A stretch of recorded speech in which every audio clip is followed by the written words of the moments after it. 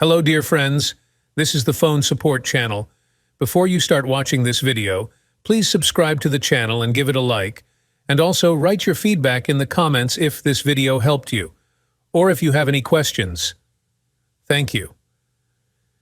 In this video, I want to tell you how to hide your Instagram stories from outsiders. You've put up a stories, and now you can restrict access to some people who won't be able to see your stories. You don't block those people. Those people will be able to view your account, but they won't be allowable to view your stories. So, how can you do this?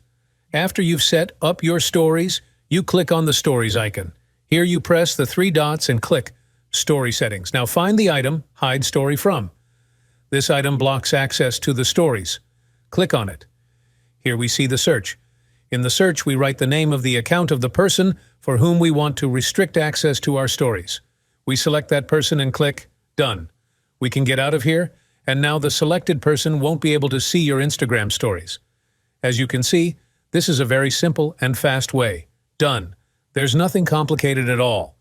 If you like this video, put likes and subscribe to the channel. And also watch other useful videos on the channel. That was Phone Support. Bye. Thanks.